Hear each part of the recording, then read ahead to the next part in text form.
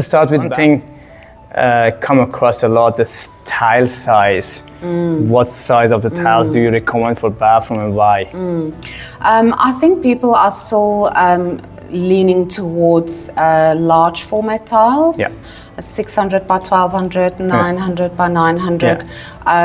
What it does is it creates that illusion of luxury in your bathroom. You know, people are looking a lot towards luxury spa type bathrooms. You know, if you kind of think that if you've been to a resort or a beautiful holiday hotel, you can bring that sort of feel into your own home. That's created with walk-in showers, freestanding baths, large format tiles, a heated towel ladder, and then just topping it off with maybe some beautiful brass tapware, and beautiful lighting as well. You know, lovely sconces next to your mirror. So if you're not going to go for LED mirror, and you've got a nicely framed mirror, you know, there's a moment for you to put some soft, just luxurious lights there. And again, something that can, you know, in 2 or 3 years' time, when you feel like you want to change your bathroom, you change the light fittings, and that changes the whole feel of the bathroom. In terms of the size of the tiles, from the practical side, I think that's important to have.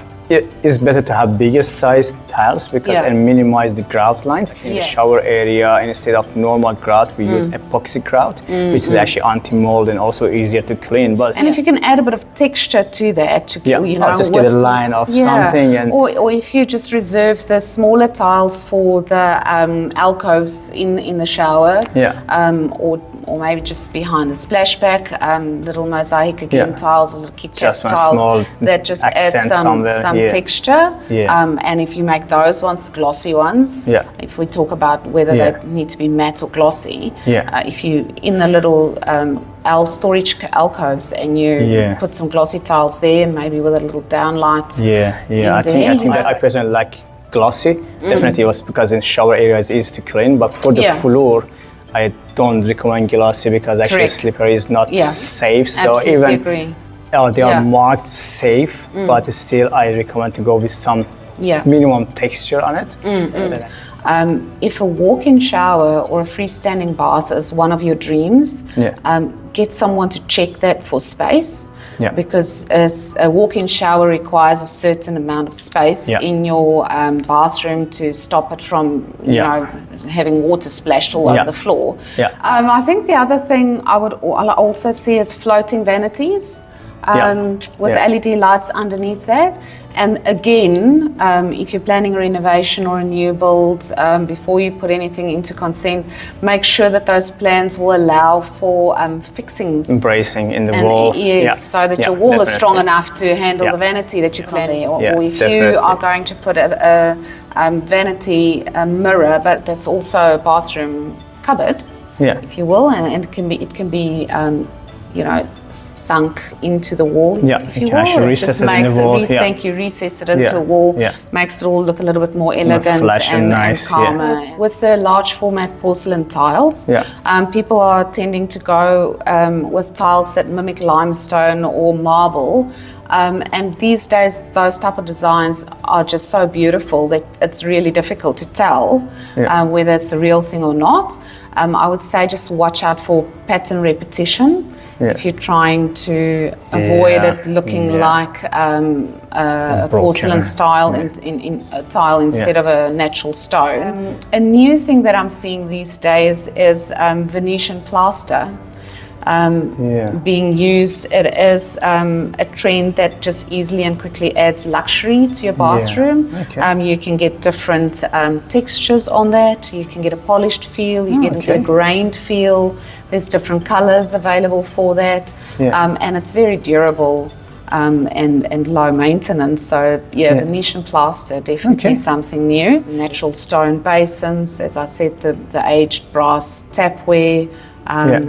Still seeing that. It's not necessarily to do with bathrooms, but to do with your guest toilet.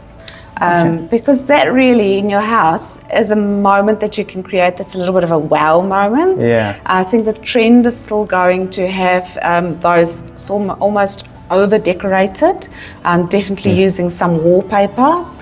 Heritage patterns is becoming quite a strong theme, and then with that same idea, the wallpaper can also be used in bathrooms, which people might think, oh, what a strange thought, but you're getting water resistant wallpapers, and you get self-adhesive wallpapers, which, you know, if you decide later on that you don't like this anymore, it's easy to just take that down and put something else back on.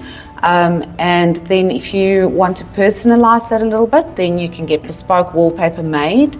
Again, especially for guest toilets, you get your wallpaper designed so that it fits your space, so you don't again see that pattern repetition, but each panel fits perfectly in your room. The other thing actually I would like to add into it from sustainability, using quality fixtures, definitely when it comes to the shower mixer, because we had like a customer here, she came back from Germany, she had beautiful mixer, but that mixture is actually only in Germany, not here. So, you know, be careful. If you can't get the parts here, you will be in trouble. The brands here in Australia, probably Greens, Metfen, so they just get the common quality brands. Then make sure actually that you, even if something happened with that, you have warranty on it, and also the parts can be found and replaced very easily. And that comes down to sustainability. You are using low VOC paints, locally sourced products, keeping the money in the local chain, and choosing cabinetry, tapware, benchtops that's made in New Zealand, and then people are putting durability, you know, above disposability.